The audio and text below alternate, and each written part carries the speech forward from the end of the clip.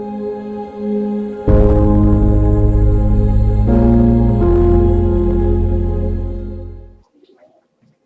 morning, everyone. Morning. Morning. It is a great pleasure, as always, to have you all here, both present and you guys online as well. We have today Marcio having the lecture on Paul's letter to Timothy. So it's going to be a great time for us to remember some of the passages from the Bible. So it's going to be very important for us to refresh our minds, right? But before we start, we have our sister Teresa doing the initial reading and prayer.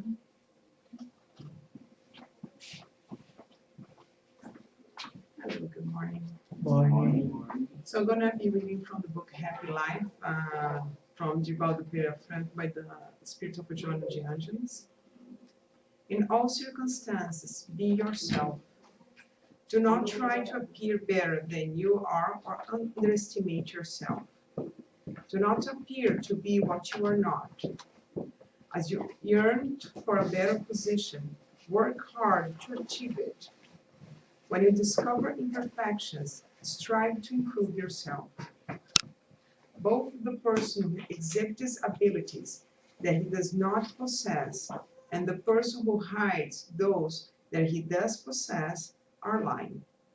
Being genuine is the way to acquire dignity. Going up is slow for everyone. The person who is winning the battle now began earlier. The person who's struggling now will win his battle later. Do not be embarrassed by the fact that you are a spirit on probation. In their time, your friends of today walked the road that you are now on. Let us all now close our eyes and connect our thoughts and our hearts with our Father, with the Jesus our Master, with the good spirits here present, and thank them for the opportunity of being here once more, learning from the lecture that we're going to be receiving today, receiving all the intuition for the spiritual plan, and receiving all that we need. We ask the good spirits here present to enlighten and help our brother Marcio to bring us the lessons from the letters from Paul. And so be it.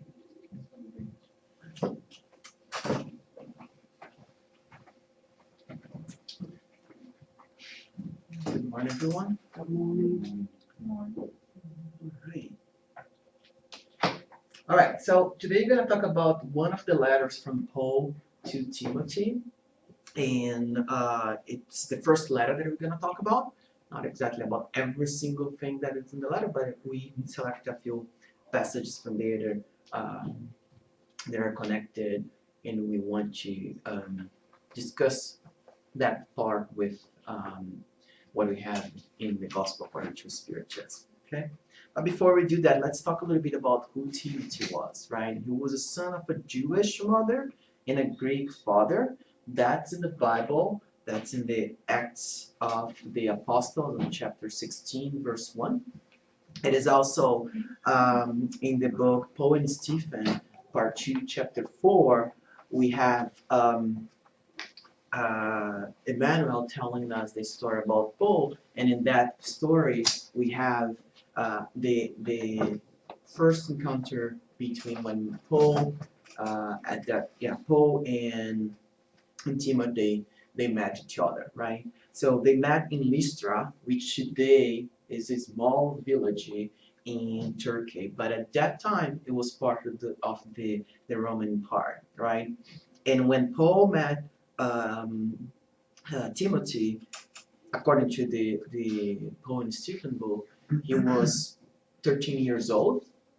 Paul went to that city and he was hosted by their family for Timothy's parents to be their house because they was start to be Christians, and it was curious how Timothy, as a very young, 13 years old, he was already reading all the Hebrew scriptures, all the books that they had at that time.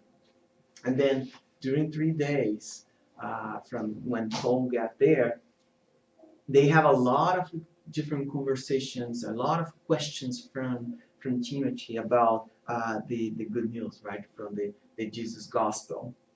And they spend a lot of time together, and Timothy became kind of a spiritual son for Paul, right? They have this connection from the beginning, and he was mentioned many times in the Acts of the Apostles, and in the there's two this in different letters as well from Paul has been mentioned about him, and he got two letters specific from Paul to him, and then Paul and Timothy, they have this connection. As I said, it was kind of a son to Paul, and he always started his letters. This is the first letter, but the second one also start like this, right? To Timothy, my true son in faith, grace, mercy, and peace from God the Father and Christ Jesus our Lord. So they have that connection. If we take that from a spiritual point of view, on the Gospel according to Spiritist, chapter 4, item 18, which talks about the family bonds, there is a paragraph that says, in space, spirit entities form groups or families bound together by affection, sympathy towards each other, and by similar inclination. So, still in the spiritual world, we get connected to those spirits that we have some similarities or we are in sympathy with, and then we get together in the spiritual world. And then they continue, happy at being together, these spirits seek each other. Frequently, they will even follow each other into the incarnate form, coming here to be united in the same family or the same circle of friends and acquaintances in order to work together for their mutual progress.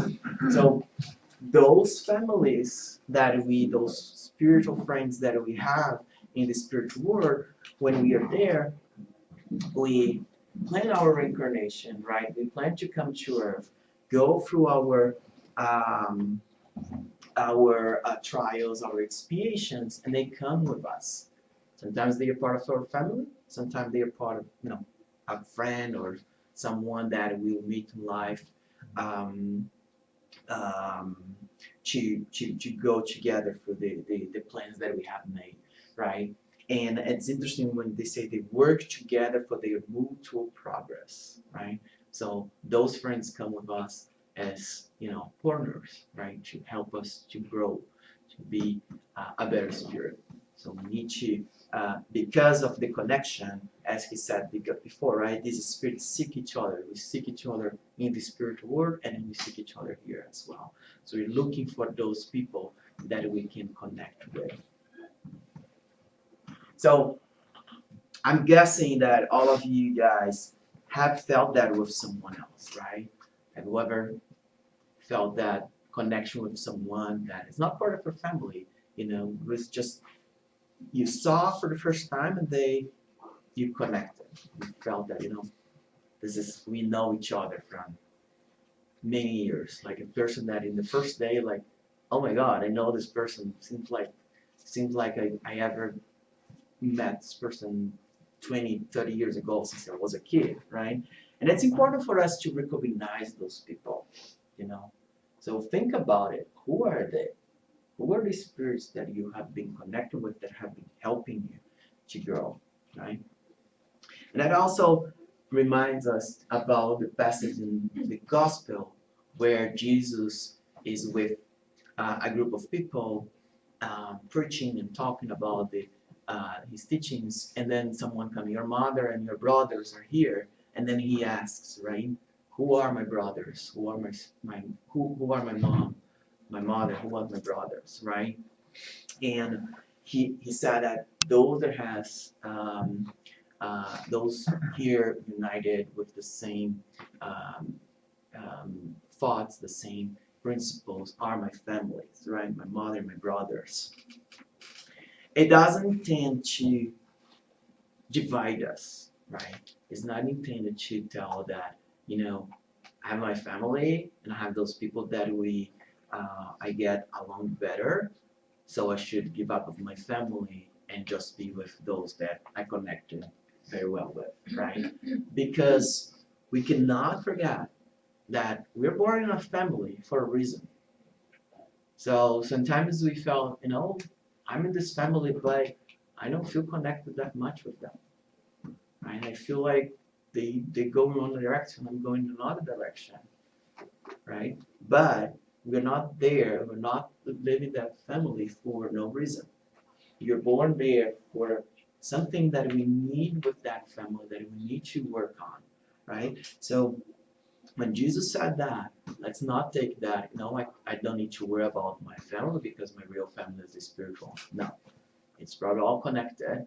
It's not always, those spirits that we need to work together for our mutual progress. Doesn't mean that it's only spirits that we like, people that we get along very well. Those spirits, those people that we have some conflicts, are also people that we need to that is bring to us in our life, in our families, are people that we need to connect. We need to build love instead of you know separate ourselves. Right? So familiar spirits, for the good or for the bad, we are all together for a reason, and we are growing together. Okay. So that's the connection that Paul and Timothy has from the beginning, right? Like uh, um, a father and a son, right? So Timothy was way younger than Paul, and they have Paul has been guiding him and giving him information on how to how to spread the gospel of Jesus, right? So it's very beautiful the relationship that they have.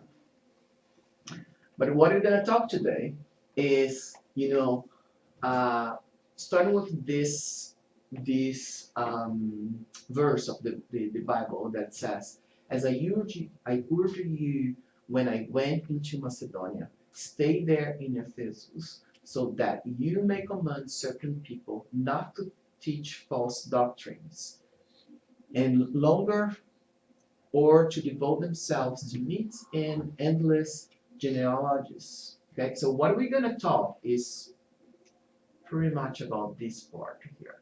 People not to teach false doctrines. And we are connecting all this passage that we're going to see today with the charge to about the false teachers, the false prophets, right? On the Gospel according to Spiritism, there is the chapter 21 that will be false Christs and false prophets. That's the chapter that we going to study today. Okay, so there is a lot of concepts in the letter, but the main concept is about how to teach Jesus Jesus lessons, right? As you know, Paul has been traveling around the Middle East, forming the first Christian groups, right? Um, if you recall, the church, how they call it, right, was formed by families or a small group of people that was interested in studying the gospel of Jesus. So wherever Paul went to visit, he get together with people that would like to um, study more about Jesus' teachings, and they caught one of the books that at that time the scriptures that Paul has with him, and then they continue the study when Paul leaves and go to another place. And Paul did a lot of work through the letters, right? All these letters from Paul is exactly he created this network where he starts sending letters, and then the same letter go around to different cities so people can all get connected to him. So it's the internet of that time, the email of that time, right? And Timothy was in Ephesus in leading one of those groups, right? And if we think about it, it's not that different from what we've seen in the Spiritism, being spread around the world, right? It's very small spirit centers. Um, of course, in Brazil, you have today huge spirit centers with a bunch of people, but um, in the other countries outside Brazil, most of them are very small spirit centers like ours here, right? So it's a small group of people now learning and study spirituals. But not different from what happened before Jesus, right? With all the teachings from the Moses and all the other prophets that we had at that time, and also after Jesus, right? We have been manipulating the lessons to what something that would benefit ourselves. So this letter from Paul to Timothy talks a lot about, what do we have to do to really teach Jesus lessons, Jesus gospel. Okay, and we need to keep this in mind. So the goal of this command is love, which comes from a pure heart and a good conscience and a sincere faith. So in this sentence, he's summarizing everything that he will say through the letter. Okay, so we need to keep this in mind for the entire lecture today, because this is the goal that we should have in our lives as we think about spreading the word of the gospel, and be with Jesus, as the truth for our lives.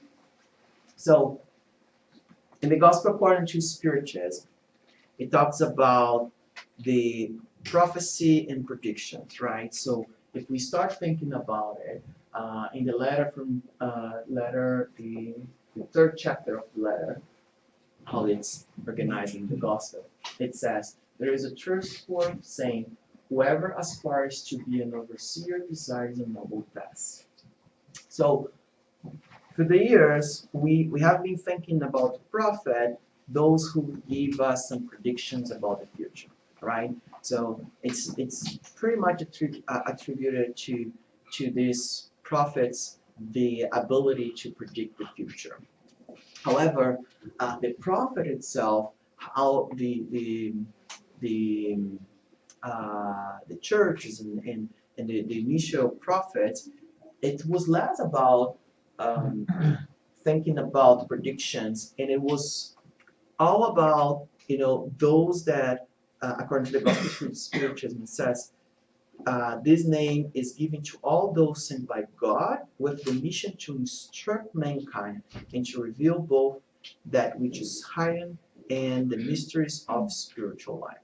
So the prophets that we have to keep in mind, the concept of prophet is those that came here to instruct others, to help us, to, like Jesus came and teach us a lot of things, right?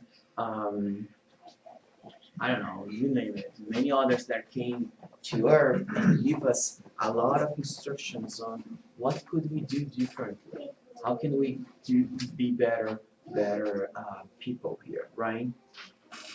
And if we think about ourselves, right? I don't know, we have parents here, or we have friends, we have co-workers. If you want to be a good friend, good co-worker, good parent, good spiritist, right? We would like to be a good example to others, isn't it? We want to have those words of consolation, right? So if we think ourselves as not as prophets, I don't want to say prophets, but a mini prophet, trying to help people around us, giving some consolation when they are going through some hardship. That's a huge thing, and that's a very noble task that we have, right? So when we do that, we need to exalt God, Jesus, and the Spirit as the consolers of our lives. So we take this um, the teachings that we have from Jesus, the teachings from the Spiritist, right? Of course, each religion take the teachings from their own religions, but as spiritists, we're gonna take the teachings from the spirits that we are connected with, and use that to be our consolers. Okay. So, what is the mission for them, right? In the Gospel according to Spiritism says, true missionaries of God are ignorant of the fact they fulfill the mission to which they were called by the strength of character they possess. Second, by occult forces who inspire and direct them, even against their will, but without premeditation. So, the true prophets, or those that are missionaries of God. So if we want to be those guys that will help our friends or families, our co-workers, it's not that we're gonna be exalting this and try to be there and say, hey, come to me, I have the answers for you, right?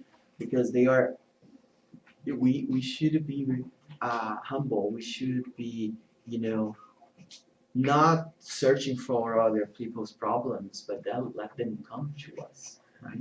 And that will, uh, the mission that God has to us within our families, our friends, our co-workers, um, we don't know.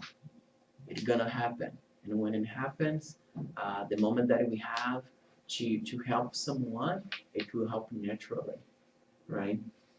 And in the letter, Paul says they must keep hold of the deep truths of the faith with a clear conscience, and that's in the book The Arts of Light, Opinions You Lose, well, not translated, so forgive me if the translation is not that good, but on the chapter 131, it says, let us therefore work to grant to the Father the righteousness and purity of thoughts.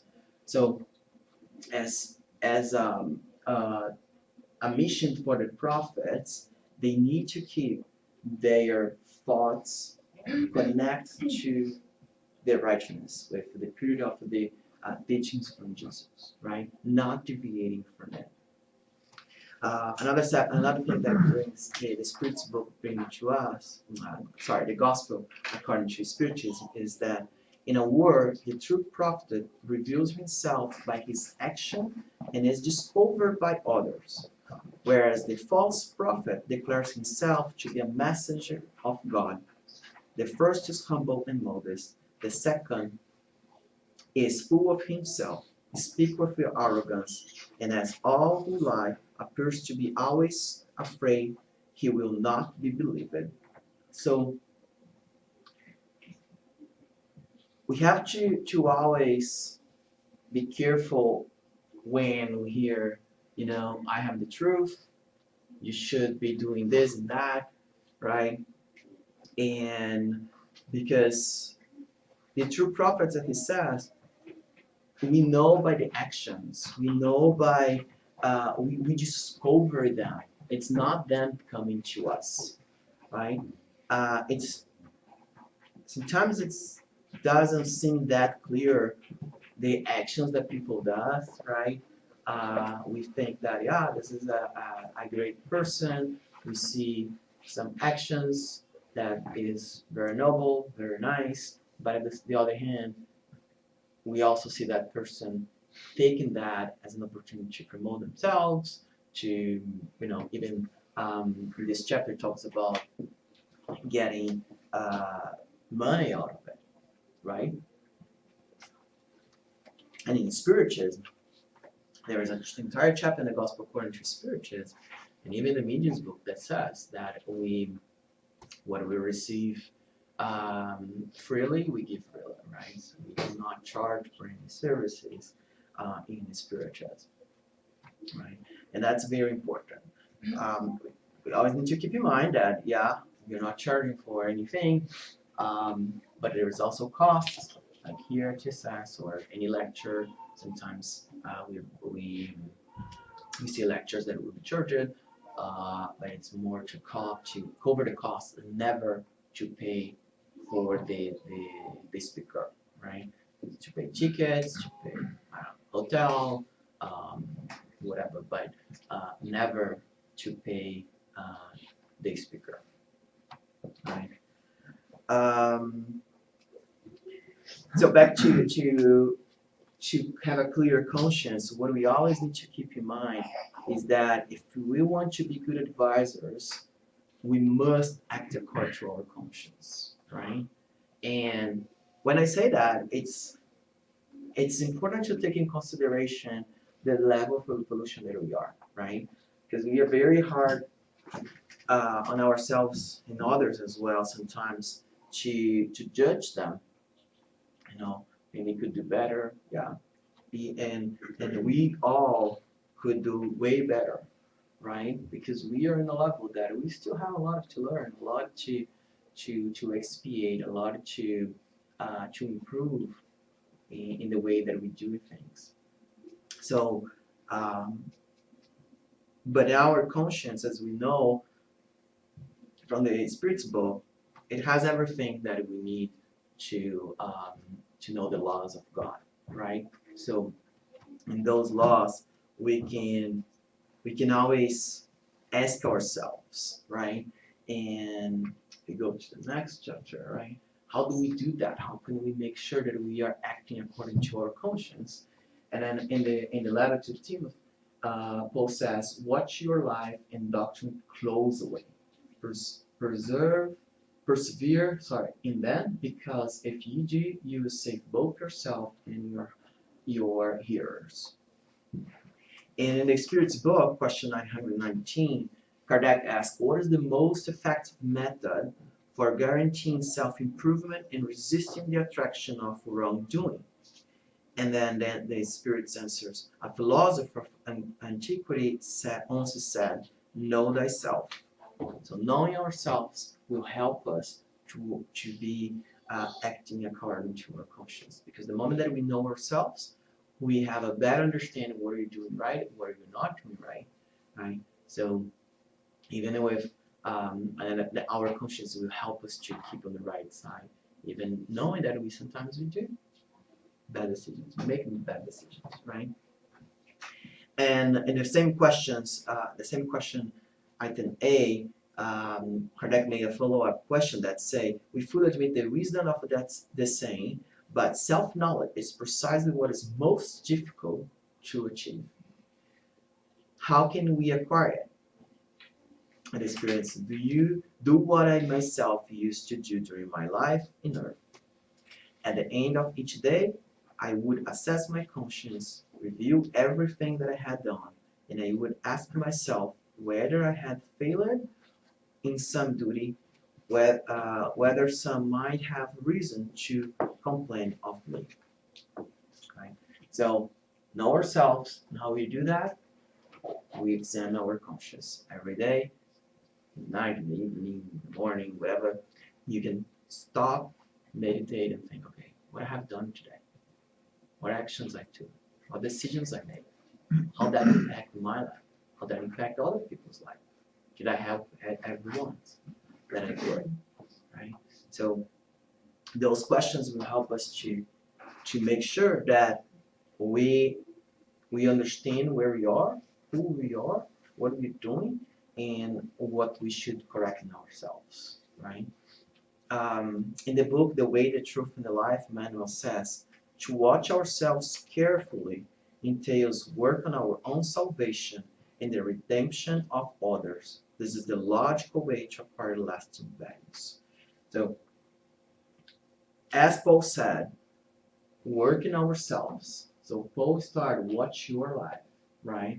And the same way that Emmanuel said, work on your own salvation and doctrine, and then you're gonna help the hearers, so people that are listening to what you're saying, and and Emmanuel says redemption of others, so helping others. So it's a combination of working ourselves and doing charity, right? Helping others. And when we say charity, it's not only the material charity, but all the charity that we can do towards those people, with, listen to them, trying to help them with some spiritual teachings, whatever we can do that takes more of our time and our energy than just giving something material, right? Now there's donations and material stuff is not important. Yeah, there's a lot of people that that's the basic that they need. That's okay. That we should do that as well.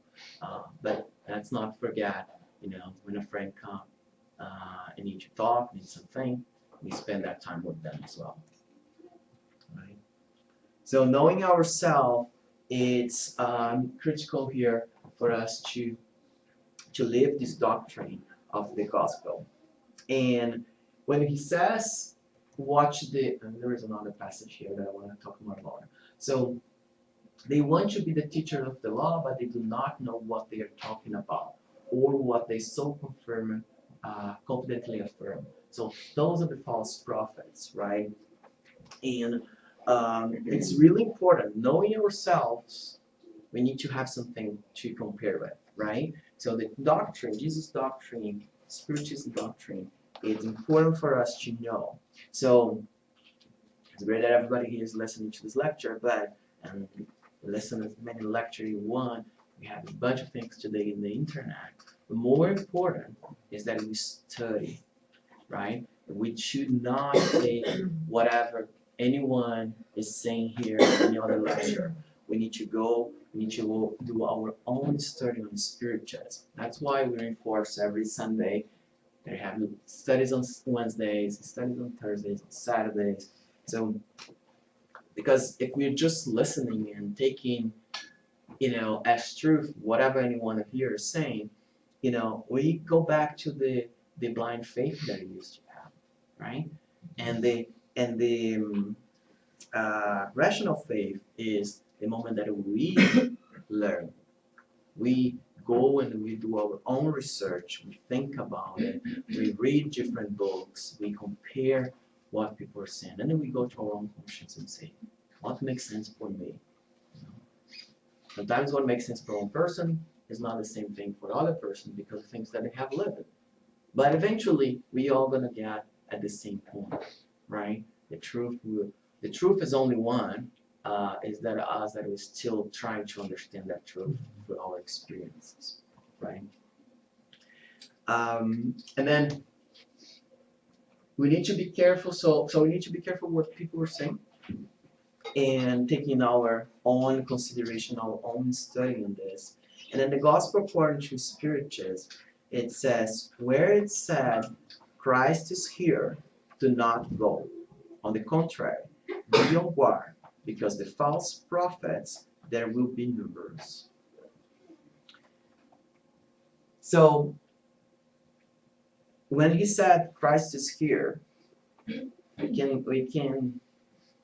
can say that the truth is here, or this is the only way to get to salvation, right?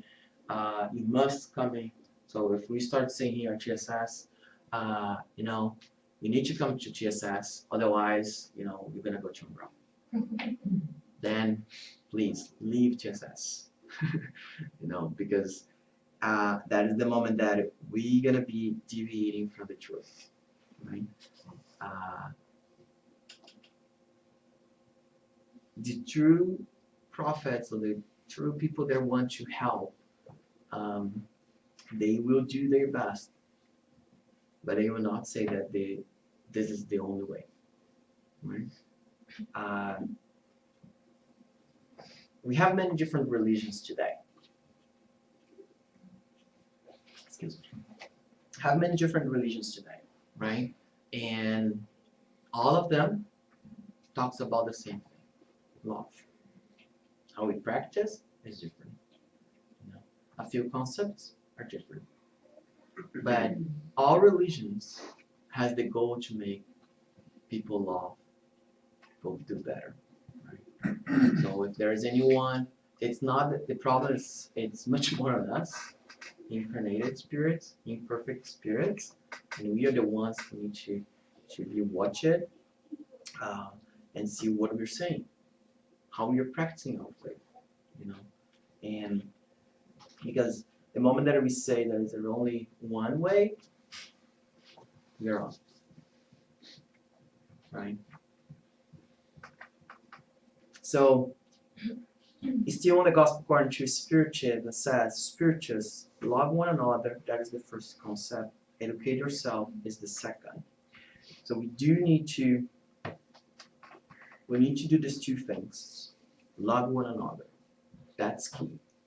That is really important that if we are here, and especially for the volunteers and people working in this house, we need to be loving each other more than anything else. That's the first thing, right? And this is something that we always had as one of the values in TSS, that we're gonna do things with love, right? And the second thing is educate yourselves, as we have been saying, right? Go and do your study. Check for the information. Don't believe in every single thing that is said without study. You know, some things will be very easy for us to understand and to accept because it's part of us, right?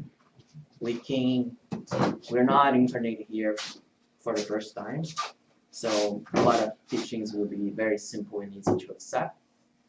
But at the same time, we need to do our research. Okay?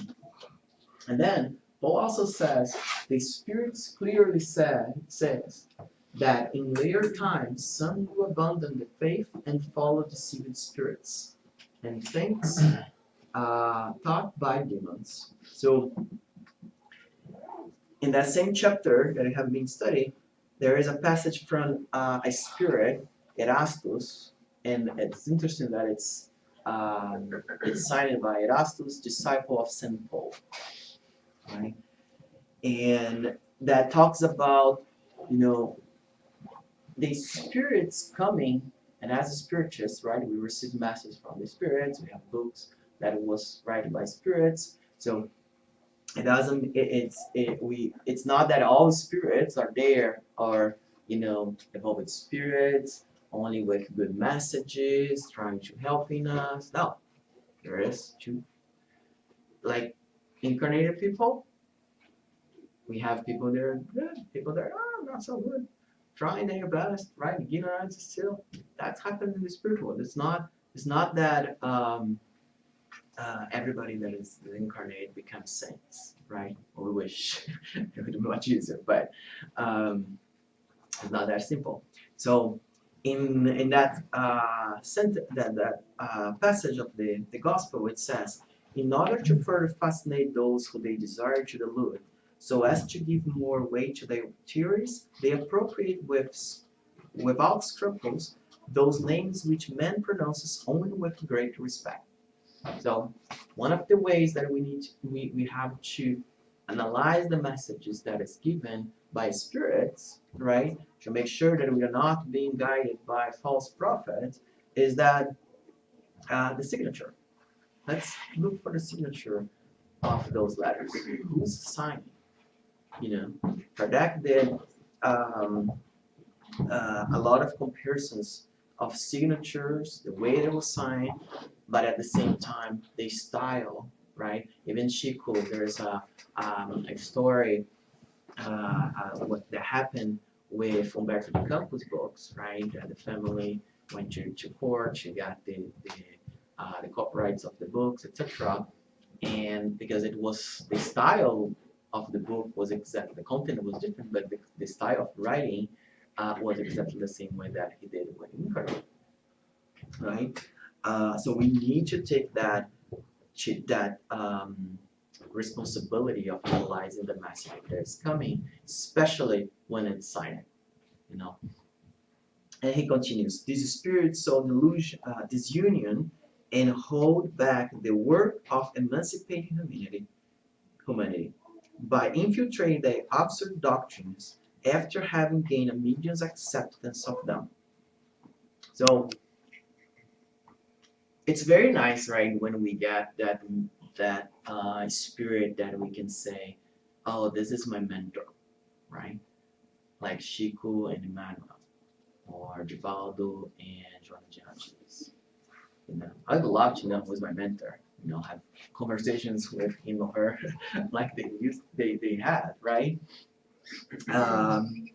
And that's tricky. That can be tricky as well, right? If a medium start to accept everything that a spirit says and get that connection in a certain way, it can become um, kind of an obsession between the medium and that spirit, right? A kind of an obsession from the spirit to the medium, right? So need to be careful with what the lessons that those spirits is bringing to the medium through the medium. And it continues. It is these spirits who scatter a tumult of antagonists among groups, impel them to isolate themselves from all others, and look upon them with suspicion. So remember when you said about um, the Christ is here. There's only one way. That what those spirits would say, would do, right?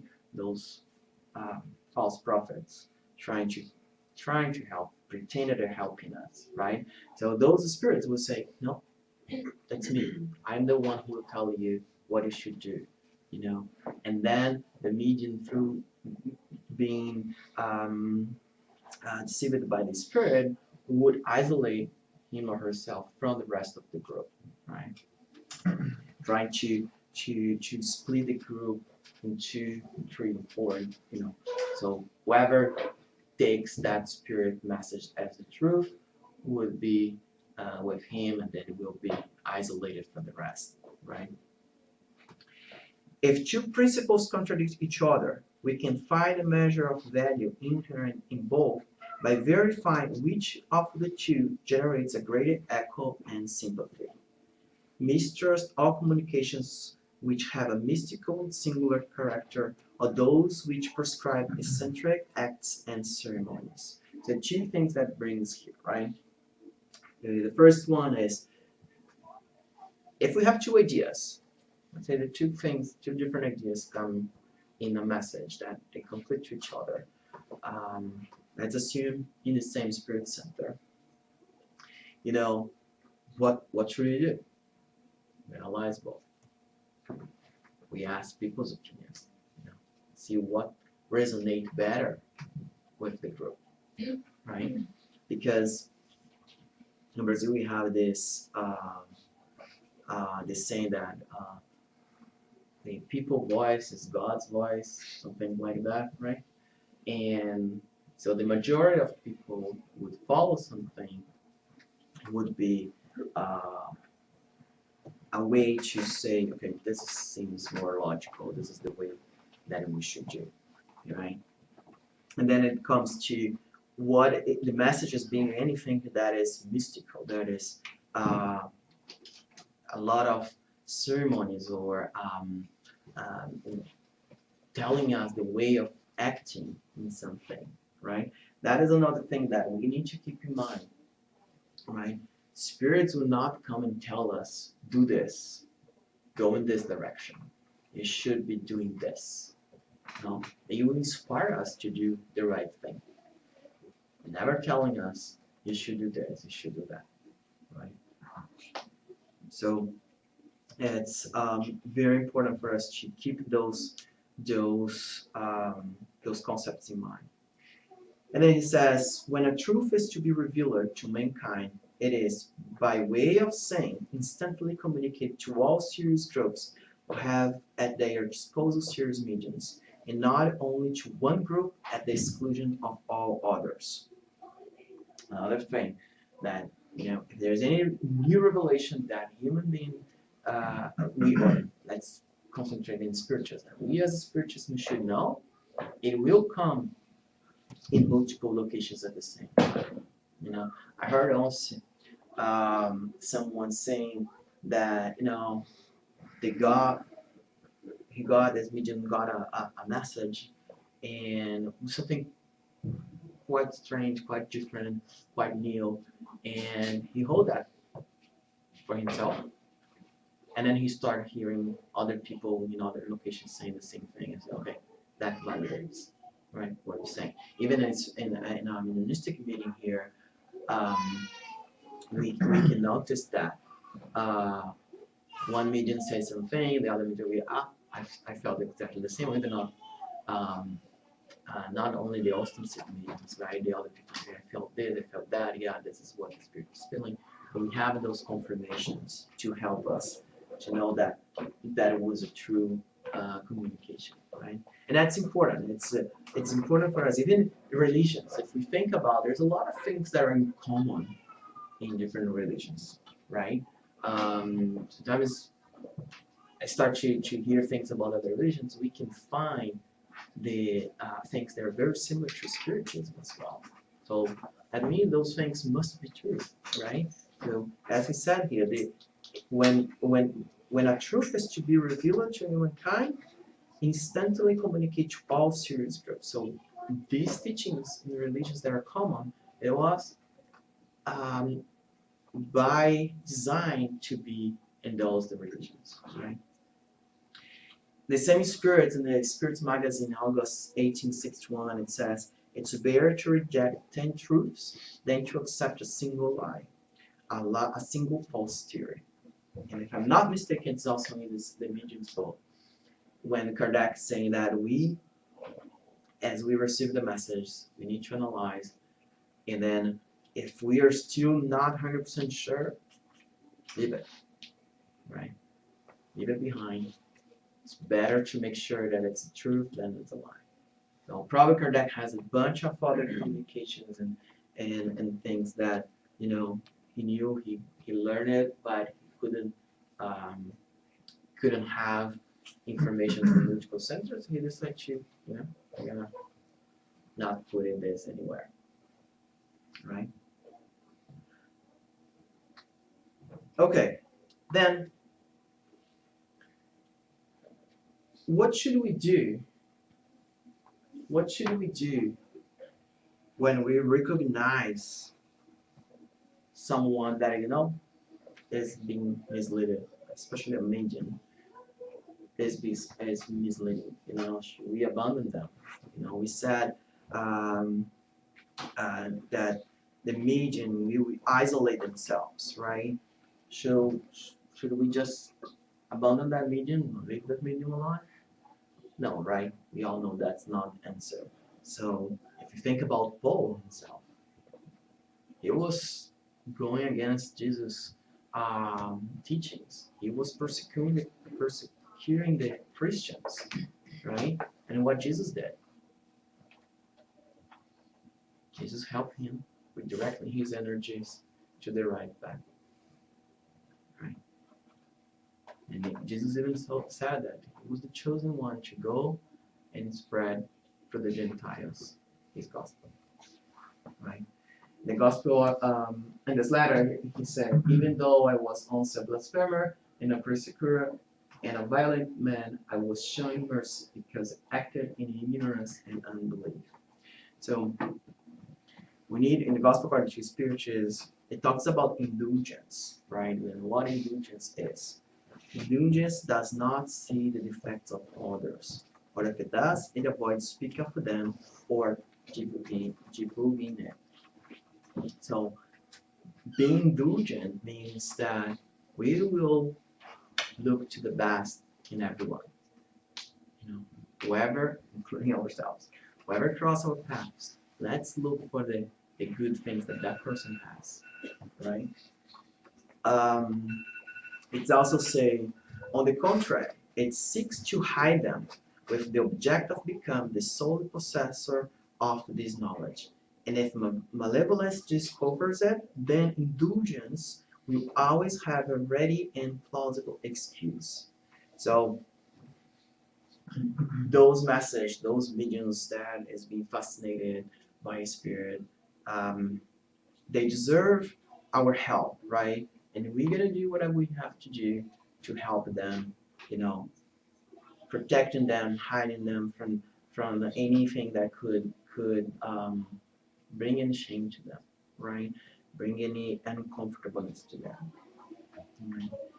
Indulgence will never occupy itself with the evil actions of others unless it is to offer help. But even in this case, it will take care to lessen the faults as much as possible.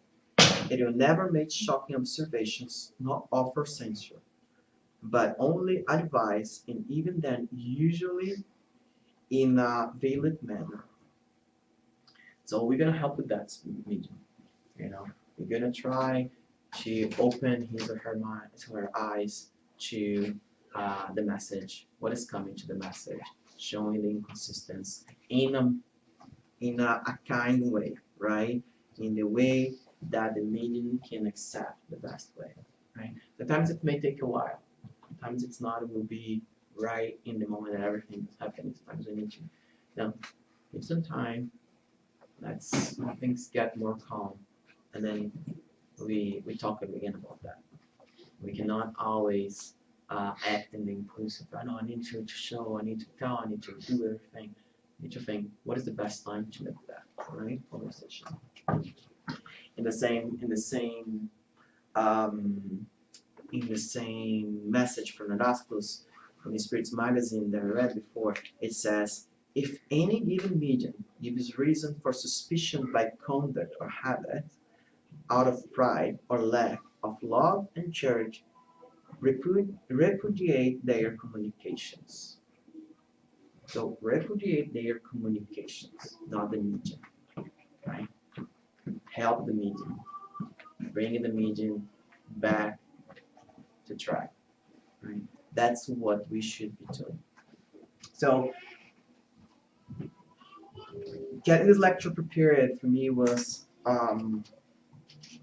in summary, was bring back three concepts, right? One, our responsibility, especially for those like me who's here talking about spiritualism, right?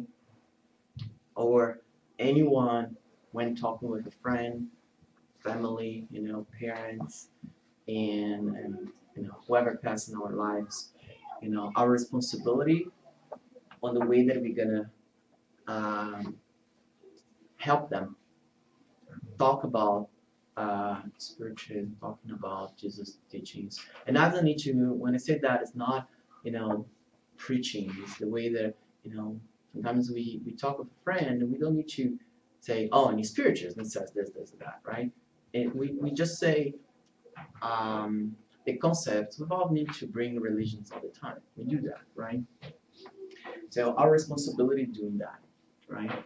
The second thing is the responsibility for ourselves in study, in reading, not accepting things just because someone said, right? And I recently was watching some lectures and I said, okay, I need to make my own conclusions about it. I cannot just accept it, right? So I feel like going forward, I have to be more take more care of what I'm watching and not just accept it because it's person A, B, or C, right? And finally, the responsibility of our mediums and how to help them, right? I'm not an ostensive medium, but I'm part of the mediumistic meeting. So for me, going forward is how can I keep helping our mediums, and thinking about, we are doing this study on Thursdays about mediumship, this course. And as we go through it, I think it will be important, right, Kata, to think about how can we help those that out of that course may become a medium, right? So, well, anyone who comes here at GSS looking for help, trying to understand mediumship, their own mediumship, how can we help them, right? So there's the three things that I want to, I'm taking away from this lecture, honestly. I hope you guys could have your own conclusions. Don't accept everything that I said. Just go home and study again. Check if what I'm saying is correct or not. Okay, if it's not, let me know. Be indulgent, let me know. Okay, and that's what I have. Thank you so much.